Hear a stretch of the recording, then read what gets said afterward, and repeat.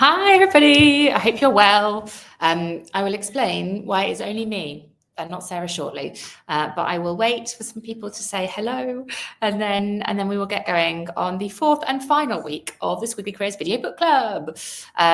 So I will wait for you to say hello. Let me know that there are some people here. There's always a bit of a delay between like you typing in on the comments and me being able to see it. So I will wait till I see some people and that I'm not sort of talking to myself on the ether of LinkedIn. And then we will talk about today's conversation all about decision making. So week 4 of the Squiggly Careers Video Book Club was decision making. Our book was Predictably Irrational by Dan Ari Ailey. So we'll have a dive into some of his topics in a moment. I hope some of you have managed to either watch the video book or maybe listen to the podcast this week. But please say hello. Let me know where you're joining from. Morning, Caroline. Yay, everyone's here. Hi, Catherine. Oh, Catherine made it. Catherine has been leading an amazing group of learners at Welsh Water and couldn't make it last week on the LinkedIn Live, and you were missed, Kath. Very missed. Sunny Shepherd's Bush. Look at this, got from Shepherd's Bush to South Africa. Love it. I am also in London today, Naomi. And I've decided to blend in with a wall hanging, it turns out. That was my aesthetic aspiration today, was to blend in with a wall hanging. I know, Susan, hasn't it? I've had actually quite a lot of people giving us feedback that this has gone quite quickly. Hello from London. Hello to London from London. Hope you are all well. So where is Sarah? I mean, that is the question. Where is Sarah?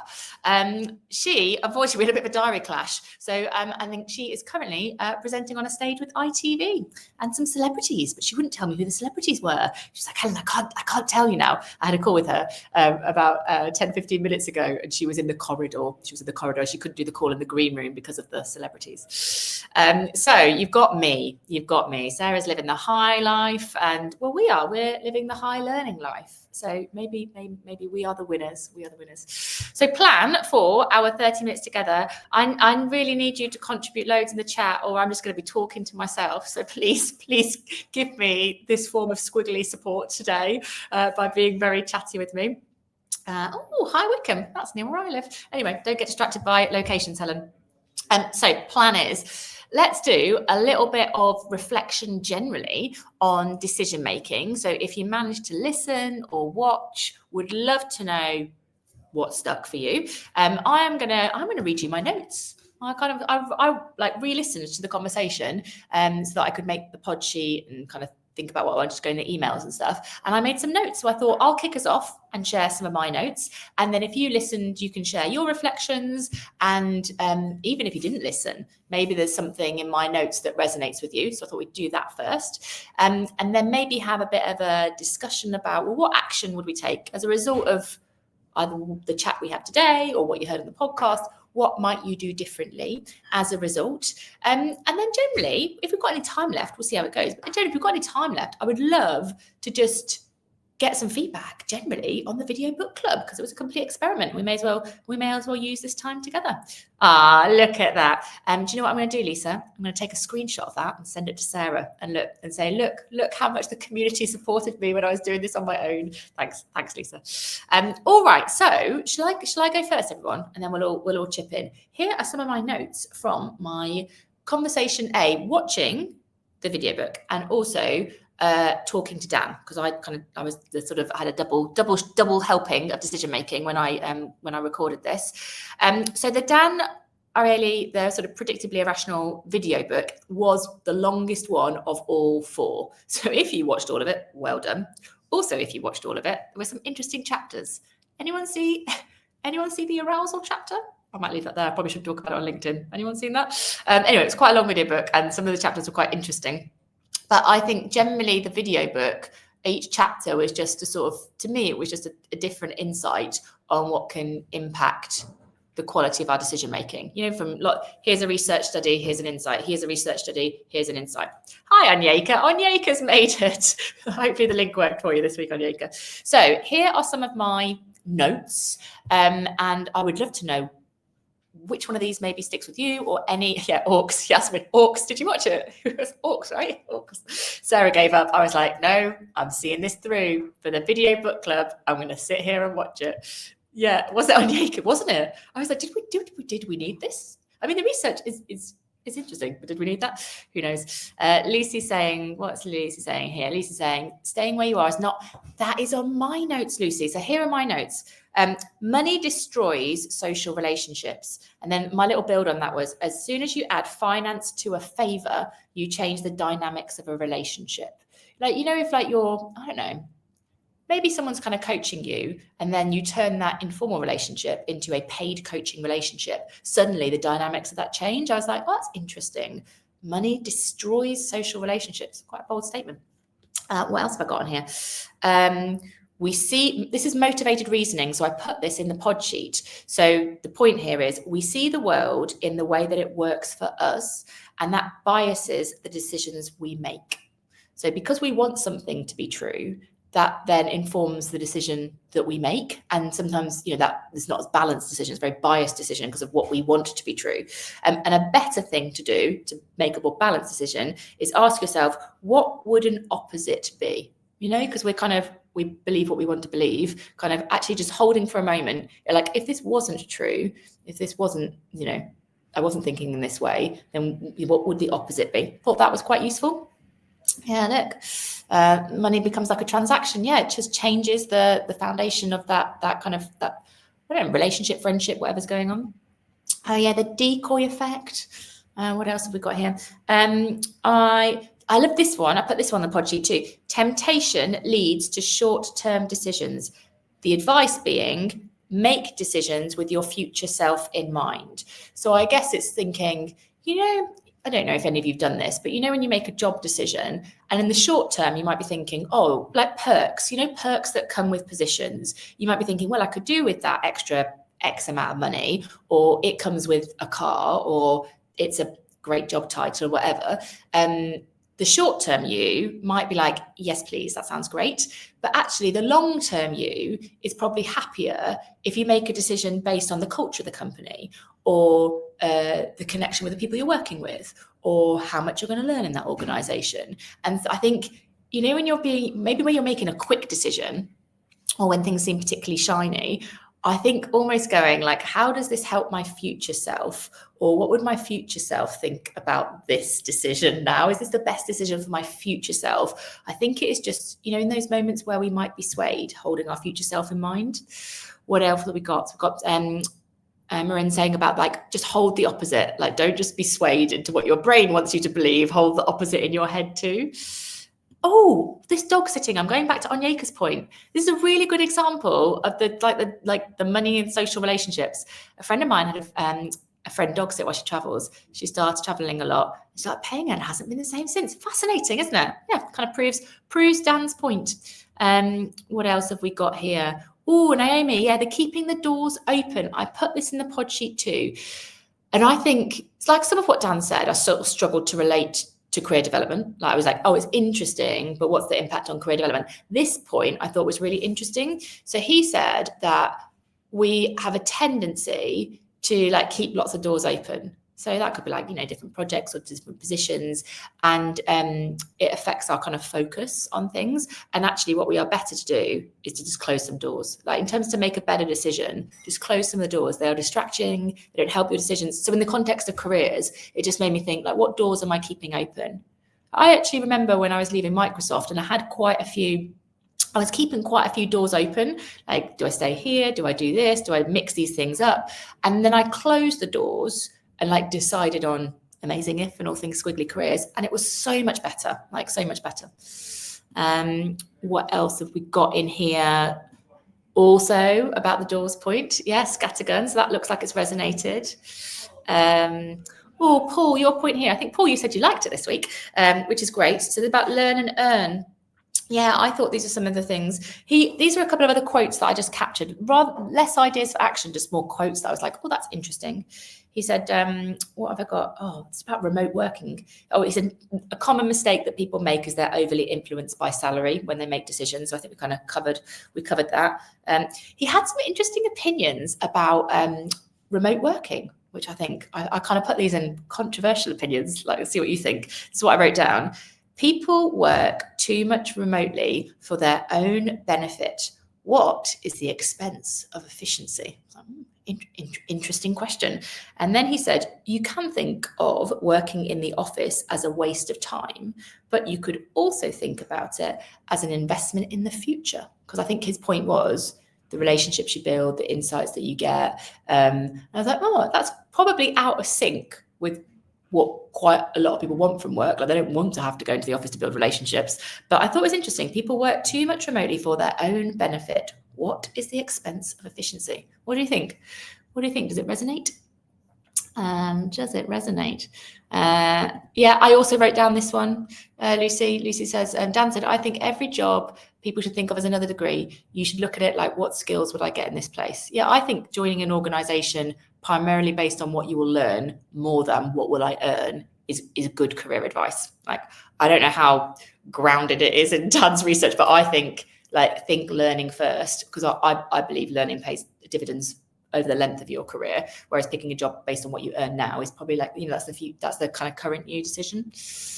I'm just scrolling through your comments. I love the comment about remote working, Kath says. I went in the controversial comments on my note on my phone. I kind of agreed with it, and I'm so pro remote. Yeah, it did make me think. I just thought, what is the expense of efficiency?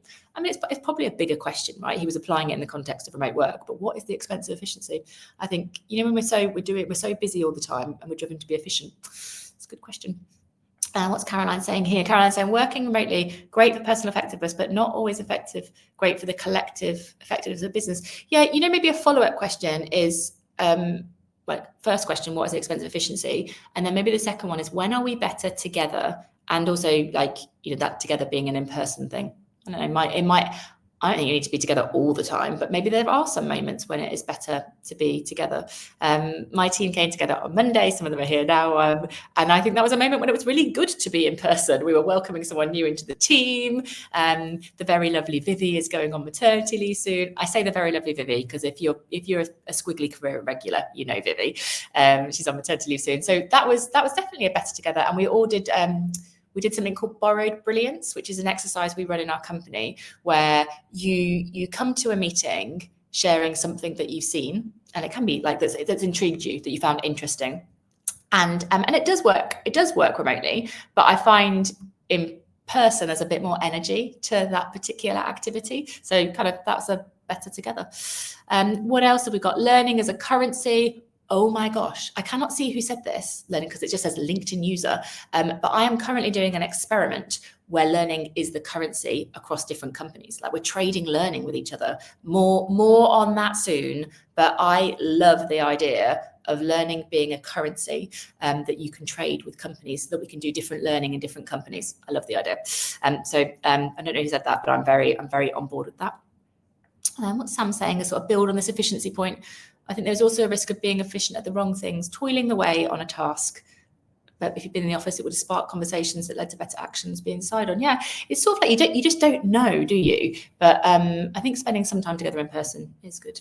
That's her point, Lucy. She's like, Helen, stop assuming it's an office. You can be together in lots of different places. Yes, I agree. And sometimes the variety is good. Just catching up on all your comments. That's Paul saying about it. I've been to the office more, finding the balance is key to happiness. I think as humans, we feel whatever we do as a choice, we will be happy. Paul's like, you can't win either way. People are going to moan, Helen. In, out. People are going to moan. I think probably it's choice and freedom that helps. What's Kath saying? Kath's picked up a nice quote here. I love the quote. People are not wasting their time enough. Yeah, relationship building is never time. Learning is a flow of energy, as is money. What else? I've got some other quotes. Let's read some other ones. Let's see what we think about these. Staying where you are is not making a decision. I was like, really? Sometimes it is a decision to stay where you are. I thought it was mentioned staying. I think it's a point, if you actually go, I've decided to stay where I am, then I feel like that's a decision. But I think maybe he meant just not making that as a conscious decision, just carrying on regardless. I think that's probably what he meant, but staying where you are is not making a decision. And then he said, not making a decision is easier not to regret. If you're just kind of staying where you've got nothing, you've not made a bad decision. If you've not made any decision, you've not made a bad decision. So sometimes we don't make any decision because we're worried about regretting it. Interesting. And then building on that point, and then I'd like to get your perspective on it all. He said, I wrote down, in the short term, we regret the things that we did more than the things that we didn't. In the long term, we regret the things that we didn't more than the things we did. It's wise words. What are your perspectives, everyone? What do you think? Do you regret? Do you believe in that? Poor the arousal chapter. What do you think? In the short term, we regret the things that we did more than the things we didn't. In the long term, we regret the things that we didn't more than the things that we did. I guess it's like you forget the short-term stuff, right? That, you know, the short-term decisions that you make now that seem really important. And then the long term, it's regret is actually based on the decisions you didn't make. I think it's wise words. I wonder, would I do anything differently as a result of that? Yeah, maybe some of the decisions that I hover over, maybe I might be a bit bolder about them with that in mind. Oh, a disagree. I like a disagree, Caroline. Disagree. Not making a decision is making a decision. Deciding not to worry about that thing. Yeah, I feel like maybe it's if you consciously go, I have decided to stay here. I've decided this is the best thing to me. I've decided, not to worry. I think if you kind of consciously decide to stay where you are, I feel like that is a decision. But if you're just sort of staying where you are because you haven't, because you haven't made the decision, it's just like, I guess I'll just stay here for a while I work it out. That isn't a decision, I guess. I totally disagree on lots of disagreement. Love it. I totally disagree on not making decisions. I've seen lots of people in my life suddenly realise that they'd wish they'd been more intentional a long time ago because they ended up somewhere anyway. And let's look what Hildy is saying here. Remote working isn't conducive to relationship with particularly conducive to relationship with colleagues or clients. However, as an introvert, I thrive on those days where I can work from home. Yeah, I mean, I think it might be a mix, which is obviously where lots of companies are getting to, but it's interesting. Wise words. That was quite wise, but also, obviously he's heavily researched in his words, but it's just kind of wise. I found it very, very interesting. I quite like to state that of all of the 4 video books, it is Dan's statements that I have reflected on the most. I haven't agreed with them all, but I wrote them down and I was like, what do I think about that? I guess because Katie Milkman, for people that started in week 1, I was like, yes, Katie, fresh start effect. Yes. It was Katie to me was an easy work win, practical, doable. I didn't disagree with anything Katie said. And then kind of the Bob Cialdini stuff I'd come across before. And I was was a really good reminder for me. The burnout cycle, I was like, interesting, should probably think about that differently. But Dan's I paused more. I was like, what do I think? Really made me reflect kind of the most. It's to ponder on. I think sometimes, books that just make you ponder, video books, you're like, you've taken my brain to a different place. I feel like probably that's what curiosity is all about, isn't it? What's Lucy saying here? Lucy wrote loads of notes. Lucy. I think everybody should have a 5-year plan, but the 5-year plan should be about what skills do I hope to gain? Yeah, I think Dan's thinking around learning over earning, learning for the long term. Those sorts of thoughts are very aligned with what we believe helps you succeed in Squiggly Careers. So I've kind of really connected with what he was saying on that. I read the lesson to his regret statement as being, say yes to more stuff, be bold. Yeah, I think it's you're going to regret the stuff you didn't do. So maybe just know that and be a bit bolder because of it. What else? Should we do a few more statements and then I'll see what actions we're taking? Any other statements? I quite like this one. Invest in yourself and do it the first thing in the morning and then do it every day. I like that. Invest in yourself. Make it the first thing that you do and then do it every day. I was like, yeah, if I started each day like that, probably would be better. What would investing in yourself at the start of every day look like? I think, for me, I'm actually very interested in your thoughts on this. Investing in myself at the start of every day, I think that might be reading a chapter of a book. If I started every day, which realistically I start every day having breakfast and scrolling through my phone, emails or social media. But if I started every day investing myself, I think it would be a chapter of a book a day in the morning. I think that would be a good investment in me every morning. So I probably could do. I just need to do it. I need the fresh start effect. I need to combine that action with Katie Milkman's fresh start effects. I'm reading through the podcast transcript. I like it, Lucy. That's a very efficient way of kind of recapping. What else do you think? What would you do every morning if you were to invest in yourself at the start of every day, what would that mean for you? I guess it could be exercise, could be meditation, could be spending time with someone, I guess, when you're like operating without your phone in the morning. The 5 a.m. club, early starters. This is where we're going to get into Hal Elrod again, aren't we? Miracle mornings. That's where we went to last time. Oh my gosh. I didn't know Arnold Schwarzenegger did motivational morning talks. Might add that in. Ah, Alison, that's nice. Shout out for Squiggly. Only on a Tuesday though. I need to do some stuff for the rest of the week for you. What else, everyone? What if you were to invest in yourself at the start of every day? What would that look like for you? What would that look like? Read a chapter a day. Nice, yeah. I mean, I've got so many books. I'm so fortunate because I get sent books, and I'm probably a bit like, oh, I need to find time to read a whole book. Actually, I could probably just read a chapter in the morning. And got Bible. That's lovely. Anything else? Anybody? Any lovely ideas to inspire people? I might just do one more thing that I wrote down. Where is it? Oh yeah, this is a statement. This is one that I really thought about. Stop being a prisoner of your past decisions. I think he said basically we make these decisions and then we kind of think we're stuck with them, and loads of people are prisoners of their past decisions. I was like, gosh, like what am I kind of jailing myself with? It's very emotive language. You know, he's got like these simple statements that are quite emotive. What have we got? Does the short nature make them more provocative? Maybe like a little bit controversial too. Maybe that's what kind of, I'm like, that's not conventional wisdom, like that not working remotely is inefficient. What have we got here? Laura's saying a walk and a podcast. That's nice. I used to start 30 minutes early and do a subsection of the module every morning, slow and steady. That's a nice way to start the day. Felicia saying journaling. Him saying reading books. What else have we got here? Walking a podcast. Laura and Kath. Instead of staring at threads for an hour. I know, don't judge me. I'm like scrolling through Instagram thinking, oh, maybe I'll buy that. I do not need to buy any more things. I think reading a book would be far better for my health and my wealth. What else? Okay. Actions, everybody. We've kind of reflected a bit together, and hopefully you've done a little bit of listening and learning, and maybe some watching and learning. Before we get into a bit of feedback, I'd love a bit of feedback. Live feedback, everybody. That's exposing. What actions are you going to take as a result? I think mine is, I was about to say just for big decisions, but you know, just that, what would the opposite be? Or what is biasing me? I think that's probably two questions that when I'm making a decision, like what is biasing me in this moment, and what would the opposite insight be? Because I'm often biased by action, immediacy, like nowness, definitely.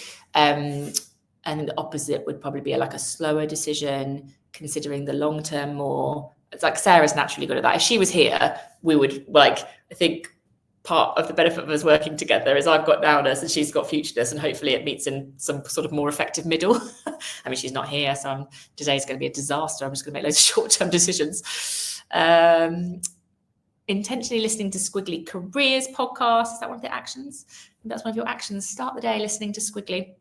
If you're not doing the sprint, actually, that's probably a good thing to do, because that's 7 minutes a day. So I feel like that is a realistic way if you wanted to invest in yourself every day, or at least for 20 days. The sprint, which is very much still available. If you didn't listen to the sprint, you can still sprint solo. You can sign up to the sprint and do it. What else, everybody? What actions are you going to do as a result of learning a little bit more about decision making and why some of the decisions that we make are a bit irrational? We make them anyway, but given that we can predict what makes them irrational, we can do better things. What do you think? Let me know. Or maybe if you were like, it was hard to get the action from this one, Helen. It was more about insight, less about action. And then I will ask you for some feedback. I'm going to let you know about 2 more Squiggly series that are coming up on the podcast. So I'll let you know that, and then I'll ask you for some feedback. Okay, I'm not seeing actions going through, so I'm wondering whether this was a bit harder for people to identify the actions from it. What have we got here? And write a daily reminder list of values to make better decisions. Like the 10 commandments for better career decisions. I mean, Yasmin, if you put that on LinkedIn, I'd be very interested to read your 10 commandments for better career decisions, like future you in mind. That could be number 1. Reflect on, do a bit more reflection before reaction. I mean, it's probably advice for life, Paul, isn't it? Like I'm storing that for myself. Kath saying like is this about the now me or the future me? Like just kind of hovering between those 2 versions of you, probably quite a healthy thing to do. Good, not God. Got it, Kath. Corrected. I think this is a good point.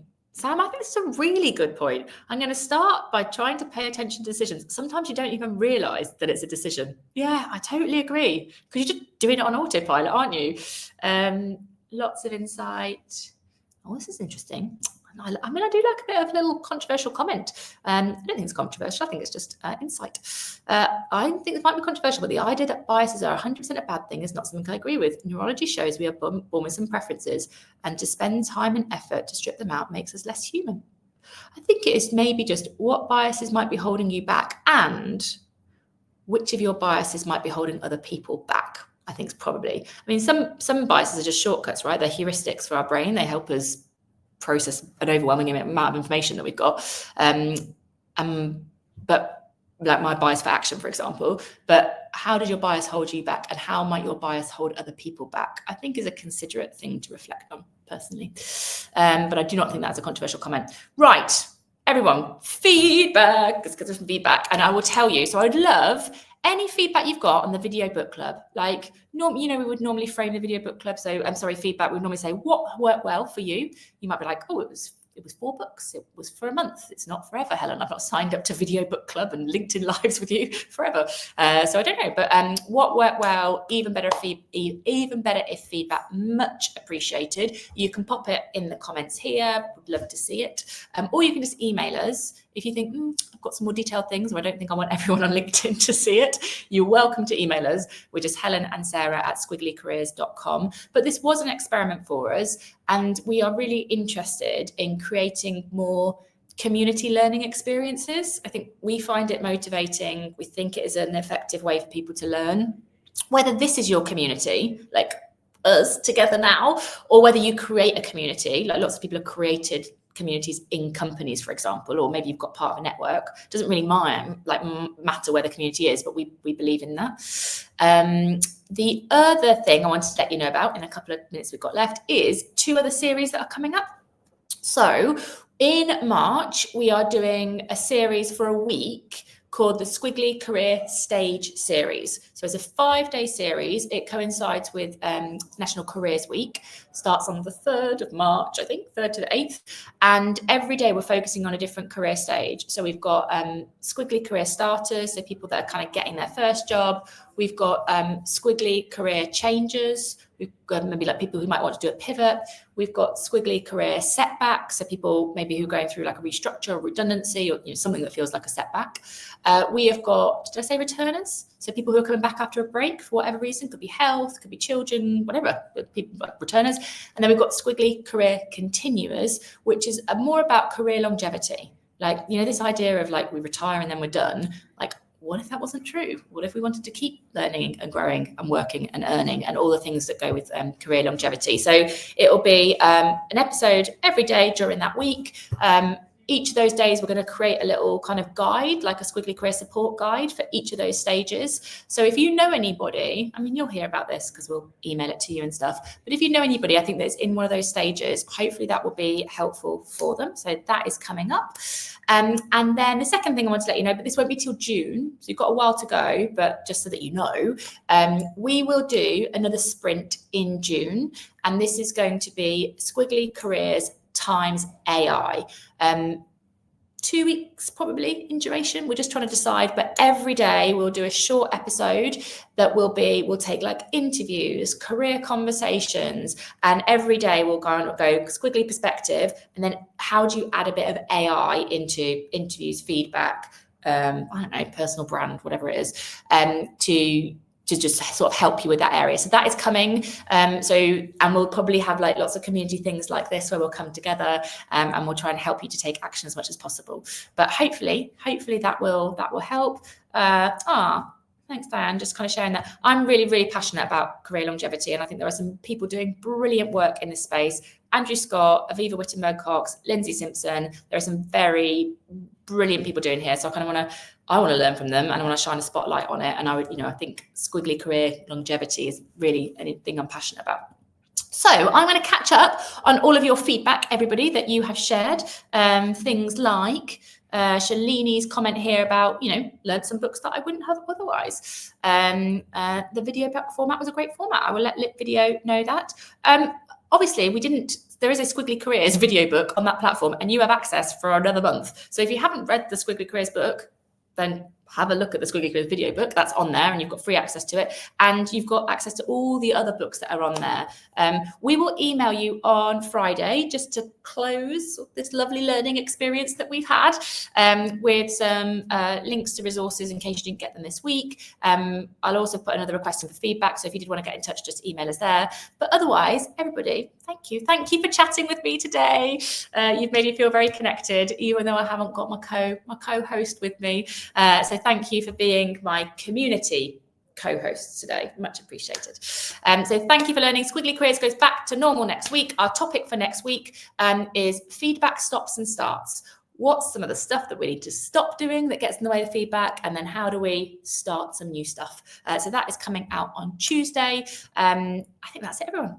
Thank you. Thank you for learning with us. Thank you for being part of this experiment and learn as much as you can with the access that you've got until the end of February.